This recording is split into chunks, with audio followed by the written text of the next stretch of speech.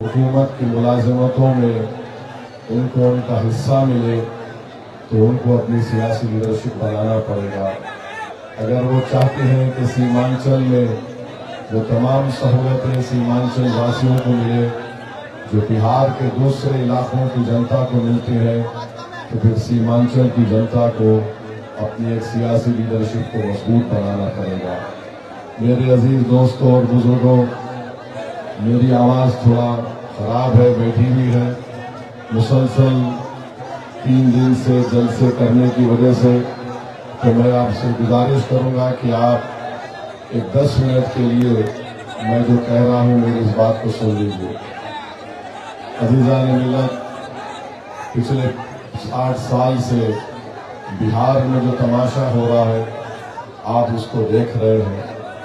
कभी कांग्रेस को इक़्तिदार मिला तो कभी राजद को मिला तो कभी नीतीश कुमार को, तो बीच में बीजेपी भी उनके साथ रही। सवाल ये पैदा होता है कि बिहार के 19% मुसलमानों ने क्या हासिल किया। मैं हमारे बुजुर्गों से अपील कर रहा हूँ, हमारी माँ और बहनों से गुजारिश कर रहा हूँ और नौजवानों से ये उम्मीद करता हूँ कि आप अपने घर का हाल देखिए, आप अपने आप को देखिए। अपने घर में अगर कोई 15-16 साल का बच्चा है तो उसकी तरफ देखकर आप फैसला करिए। असदुद्दीन ओवैसी जो बात आपके सामने कह रहा है उसमें सच्चाई है या नहीं। आखिर कब तक हम इस नाइंसाफी को बर्दाश्त करेंगे? आखिर कब तक हम सिर्फ वोट डालने वाले बनकर रह जाएंगे? क्या हम में इतनी काबिलियत नहीं है कि हम एक शहरी बन सकें जहां पर हमको हमारे तमाम हुकूक मिल सके? मेरे अजीज दोस्तों और बुजुर्गों, आप जानते हैं कि बलरामपुर से बरसों से यहाँ पर एक साहब विधायक MLA बनते हैं। मैं आपको बता रहा हूँ कि यहाँ पर कोई डेवलपमेंट नहीं हुआ। बार बार आकर अगर कोई ये कहेगा कि मुझे बीजेपी को हराना है और मुझे वोट दे दो और मैं बलरामपुर में कुछ काम नहीं कराऊंगा, तो फिर आप सिर्फ वोटर बनकर रह गए, आप सिटीजन नहीं बने, आप शहरी नहीं बने। अगर आप शहरी बनेंगे तो आपको तमाम हुकूक और हक हासिल होंगे जो एक शहरी को मिलते हैं। मैं आपको बता रहा हूँ, मैं सिर्फ मेंबर ऑफ पार्लियामेंट, मैंने रेलवे के मिनिस्टर को लिखा कि बलरामपुर में वंदे भारत और राजधानी एक्सप्रेस को रुकना चाहिए। मैंने केंद्र की ट्रांसपोर्ट मिनिस्ट्री को लिखा कि बलरामपुर में पुल की तामीर हो, गोविंदपुर घाट से मुलिकपुरा पर, फिर वहीं पर बाहिन घाट से रायगंज तक, बारोल घाट से उत्तर दिनाजपुर तक, जगन्नाथपुर घाट से मुकिंदापुर जो हमारे बंगाल में है। अगर एक हैदराबाद का MP ये काम कर सकता है तो फिर बलरामपुर के विधायक ये काम क्यों नहीं कर पाए? अख्तरुल ईमान साहब का रिकॉर्ड आप देखते हैं कि बिहार की विधानसभा में एक शेर की तरह अख्तरुल ईमान गरजते हैं और आपके मसाइल को उठाते हैं। वहीं पर मेरे अजीज दोस्तों और बुजुर्गों, बलरामपुर सीमांचल का हिस्सा है। मैं सीमांचल के इस हिस्से के लोगों को अपील कर रहा हूँ कि आपको ताकतवर बनना है। अगर आप ताकतवर बनेंगे तो आप अपने पसंद के विधायक को चुनकर कामयाब करेंगे जो आपकी तकालीफ और आपके मसाइल हल करेगा। क्या ये बात सच नहीं है कि यहाँ पर बिजली दिन में 6 से 7 मरतबा चली जाती, उसका कोई पुरसाने हाल नहीं है? MRI मशीन है, अच्छा 6-7 से ज्यादा चली जाती है, तो आप बर्दाश्त करेंगे? आप बर्दाश्त करेंगे? आप बर्दाश्त करेंगे? जब नहीं करेंगे तो क्या करेंगे? जब बर्दाश्त नहीं करेंगे तो खाली नारा लगाएंगे या पतंग छाप पे बटन दबाएंगे? जो आपको बिजली नहीं दे रहा उसकी बिजली बंद कर देंगे? Very good. आपके पास अस्पताल है, PHC है, बात जगह पर डॉक्टर नहीं है। विधायक जी से जाके पूछेंगे तो बोलेंगे नहीं नहीं हमको बीजेपी को हराना है। एमआरआई की मशीन है, एमआरआई की मशीन है, कोई टेक्नीशियन नहीं है। आप विधायक जी को पूछेंगे तो बोलेंगे मैं तुम्हारा एक्सरे करके निकाल देता हूं। आप बताइए आखिर ये कब तक चलेगा? ब्लॉक ऑफिस में भ्रष्टाचार है नहीं है? ब्लॉक ऑफिस में भ्रष्टाचार है नहीं है? क्या आवास योजना के लिए 1500 रिश्वत देना पड़ता है? म्यूटेशन के लिए 15,000 रुपये देना पड़ता है? भ्रष्टाचार ब्लॉक ऑफिस में है या नहीं? आप रिश्वत देंगे या खत्म करेंगे? कैसे खत्म करेंगे? बटन छाप पर बटन लगाएंगे तो भ्रष्टाचार खत्म होगा।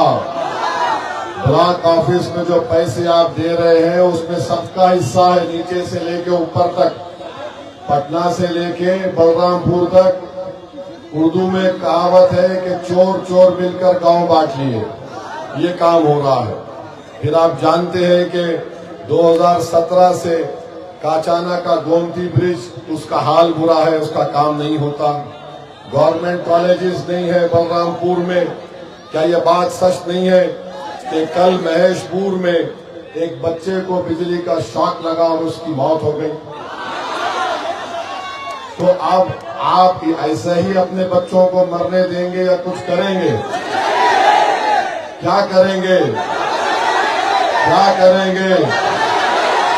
बटन छाप पर बटन दबाने से पहले विधायक जी और उनकी पार्टी को दबाकर एक शॉट दीजिए ताकि वो हिल जाएं, सुधर जाएं। और अगर नहीं सुधरेंगे तो इंशाअल्लाह ताला सबसे बड़ा शॉक हम उनको देंगे मतदान के दिन, बटन छाप पर बटन दबाकर। और यहाँ पर जो इतने लोग आए, देखिए इत्तेहाद का मतलब ये नहीं है कि आप एक जनसभा में आकर मुझ जैसे एक दीवाने की तकरीर को सुनकर चले जाएं। इत्तेहाद का मतलब ये है कि आप इस इत्तेहाद और आपने आज जो जज्बे का मुजाहरा किया उसको बरकरार रखिए। इत्तेहाद की निशानी ये है कि जब आप वोट डालने जाएंगे तो आप बटन छाप पर बटन दबाकर अपने उम्मीदवार को कामयाब करेंगे तो वो आपका इत्तेहाद की कामयाबी होगी। अगर आप इस जनसभा में आ गए और नारे लगा दिए, फोटो निकाल लिए, वीडियो निकाल लिए, तो इत्तेहाद नहीं है ये इत्तेहाद नहीं है। इत्तेहाद वो है जब सब मिलकर मतदान के दिन आप जाकर मजलिस पार्टी के हक में बटन छाप पर वोट लगाएंगे तो वो आपके इत्तेहाद की कामयाबी होगी। और मजलिस आपको ये पैगाम देती है कि इज्तिमाइयत को सामने रखिए। अगर कल असदुद्दीन ओवैसी मर भी गया तो मजलिस को बाकी रखना नौजवानों तुम्हारी जिम्मेदारी है। आप बिहार के मुस्तकबिल हैं। आपने देखा होगा आज से 3 दिन पहले बिहार सरकार ने अखबारात में एक इश्तिहार दिया कि करीब 60% बिहार की आबादी 25 साल से कम उम्र नौजवान लड़की और लड़कियों पर मुश्तमिल है। नौजवानों, ओवैसी और अख्तरुल ईमान तुम्हारे अच्छे मुस्तकबिल की लड़ाई लड़ रहे हैं। हमारा तो खो गया काम। अब आपकी जवानी है, आने वाला कल तुम्हारा होगा। नौजवानों, अगर तुम गफलत करोगे तो जिस तरह तुम्हारे बाप दादा ने तकालीफ उठाई, खुदा ना खास्ता नौजवानों तुमको भी वही तकलीफ उठाना पड़ेगा। और वो तकलीफ ये होगी कि तुमको इज्जत नहीं मिलेगी, तुमको तुम्हारा मुकाम नहीं मिलेगा, तुमको तुम्हारे बच्चों के लिए स्कूल कॉलेज नहीं मिलेगा, तुमको अपने किसानों को उसकी कीमत नहीं मिलेगी, बिजली नहीं मिलेगा। यही सिलसिला चलता रहेगा। क्यों? क्योंकि ये सब लोग जान चुके हैं कि इनसे सिर्फ वोट हासिल करो, यकीनन मोदी अमित शाह को हम हराएंगे इंशाअल्लाह ताला, और हराएंगे। और जितने शहरी के हुकूक है जो संविधान ने हमको दिए उसको हासिल करेंगे।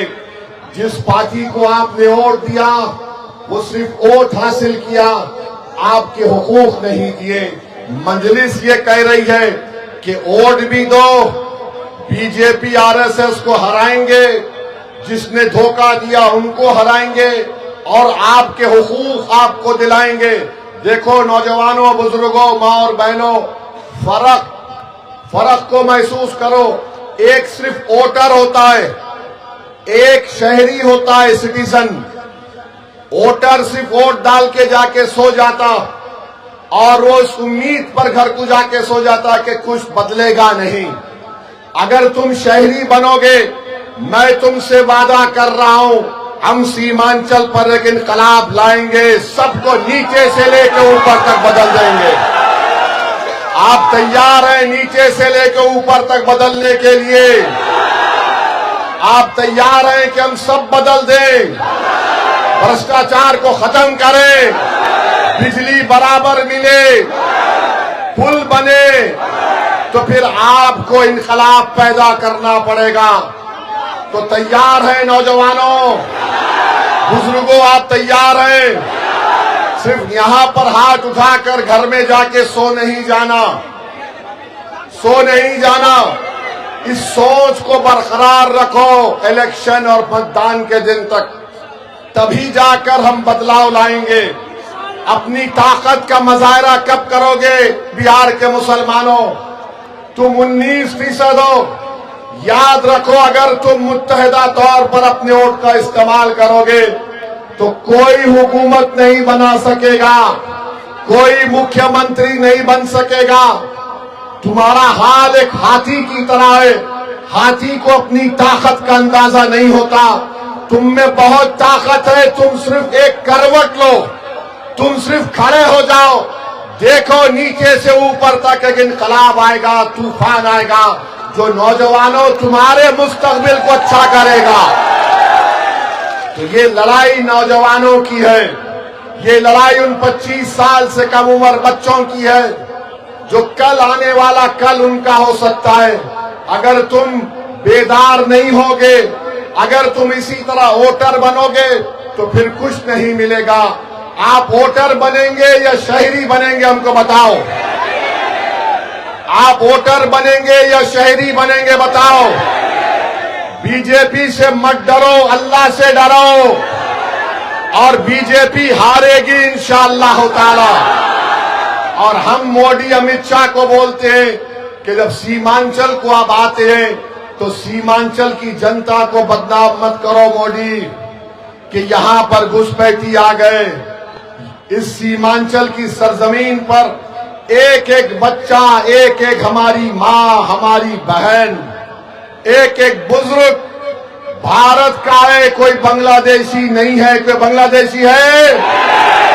हम सब भारत के हैं ना। अब मोदी आकर बोलते हैं यहां पर घुसपैठी आ गए, तो उसका जवाब यह है कि मोदी को हम बोलते हैं 11 साल से प्रधानमंत्री मोदी है या सीमांचल का कोई शख्स है, बताओ। होम मिनिस्टर, गृह मंत्री अमित शाह है या फिर वारिस पठान है, हमको बताओ। तो फिर तुम्हारे नाक के नीचे अगर कोई बांग्लादेशी आ गया तो तुम नाकाम, तुम कुर्सी छोड़ के जाओ। मगर मोदी आके फिर बोलेंगे डरना नहीं, डरना नहीं, ये हारेंगे इंशाअल्लाह ताला। आप और हम मिलके हराएंगे मोदी को, भारत को और सीमांचल को बचाएंगे, बिहार को बचाएंगे। और जब अगर कोई आरएसएस का आदमी बोलेगा अरे सीमांचल में बांग्लादेशी है, तो बोलना सीमांचल में नहीं है, दिल्ली में मोदी की एक मुंह बोली बहन है, जिसको बांग्लादेश की जनता ने भगाया तो वो मोदी के पास आ गई। मोदी ने कहा मेरी बहना, मेरे छत्र छाया में रहना। हम मोदी जी को बोलेंगे आप सीमांचल को लाओ, हम उसको बताएंगे बांग्लादेश का रास्ता और उसको धकेल देंगे बांग्लादेश में। कितना जुल्म किया जा रहा है बंगाल के हमारे बंगाली जबान बोलने वाले मुसलमानों को पकड़कर उठाकर बांग्लादेश में फेंक देते हैं। आज अखबार में रिपोर्ट पढ़ा कि कोलकाता हाई कोर्ट ने कहा कि 4 हफ्ते में वो जो 2 बंगाली मुसलमानों को मोदी की हुकूमत ने बांग्लादेश में ढकेल दिया, उनको वापस लाओ। उसमें हमारी एक बहन है, 8 महीने की प्रेग्नेंट है, हामिला है, उसको पकड़कर बांग्लादेश में फेंक दिए। ये जुल्म का खात्मा होगा। और याद रखो, मोदी, नीतीश कुमार, चिराग पासवान और कुशवाहा साहब ने मिलकर एक ऐसा कानून बनाया है जिसके जरिए हमारी मस्जिद को छीनना चाहते हैं, हमारे दरगाहों को छीनना चाहते हैं, हमारे कब्रस्तानों को छीनना चाहते हैं। वक्फ का मालिक कौन होता है बताओ? वक्फ का मालिक कौन होता है? जोर से बोलो, वक्फ का मालिक कौन हो सकता है?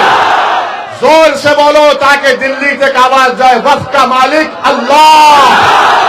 अब मोदी बोलते नहीं, मैं मालिक बनूंगा। मोदी जी, आप टकरा नहीं सकते जमीन व आसमान के खालिक से इंशाअल्लाह ताला। ये हासिल करना चाहते हैं। जब वोट डालने जाओगे तो याद रखना ये भी कि जब मोदी की पार्टी ने, नीतीश कुमार ने, चिराग पासवान ने यह कानून लाया तो भारत की पार्लियामेंट में आपका भाई, आपका बेटा, आपका खादिम असदुद्दीन ओवैसी ने उस बिल की धज्जियां उड़ा दी, कानून और संविधान का हवाला देकर। हमने कहा ये राइट टू इक्वालिटी के खिलाफ है, आर्टिकल 25, 26, 29 के खिलाफ है, ये अनपैरिटी उसके खिलाफ है कि हिंदू धर्म के बोर्ड में सिर्फ हिंदू मेंबर बनेगा और मेरे मुस्लिम वक्फ बोर्ड में 3 गैर मुस्लिम कैसा बनेंगे बताओ। बोध गाया है बिहार में, उसका मेंबर सिर्फ हिंदू और बौद्ध मजहब का आदमी बन सकता है। जब वोट डालने जाएंगे याद रखना कि असदुद्दीन ओवैसी तुम्हारे कादिम ने पूरे देश के सामने पैगाम दिया कि मोदी जो कानून बना रहा वो काला कानून है। हमने उस कानून की कॉपी को फाड़कर पार्लियामेंट में फेंक कर कहा यह कानून गलत बन रहा है। तो मेरे अजीज दोस्तों और बुजुर्गों, क्या आप इत्तेहाद को मजबूत करेंगे? इत्तेहाद को मजबूत करेंगे। याद रखो, इत्तेहाद जिंदगी है, इत्तेहाद जिंदगी और इंतशार मौत है। हमने सब कोशिश कर ली गठबंधन में जाने के लिए, खत लिख दिया लालू जी को, तेजस्वी को। अब बिहार की जनता जानती है, सीमांचल का बच्चा बच्चा जानता है, भारत जानता है कि ओवैसी और अख्तरुल ईमान ने बीजेपी को रोकने की कोशिश की बिहार में, और कौन रोकना नहीं चाहता वो आप जानते हैं। और आपको इसका भी फैसला करना पड़ेगा। तो वोटर बनकर नहीं, शहरी बनकर वोट देना है। आपके राइट्स आपको मिलना है और मिलेंगे इंशाअल्लाह ताला। आपका बेहद शुक्रिया, आप इतनी देर से यहां पर आए, इतनी गर्मी में आप यहां पर बैठे। अब आप जब घर जाएंगे, जब कभी बिजली बंद होगी तो दिमाग में एक ही बात डालना कि मतदान के दिन मैं विधायक की बिजली बंद कर दूंगा इंशाअल्लाह। साथ देंगे ना? तो लगाइए मेरे साथ, सीमांचल की जनता जिंदाबाद, सीमांचल की जनता, सीमांचल जिंदाबाद, सीमांचल जिंदाबाद। नारे तकबीर, नारे तकबीर। बलरामपुर की जनता, बलरामपुर का इत्तेहाद, बलरामपुर का इत्तेहाद।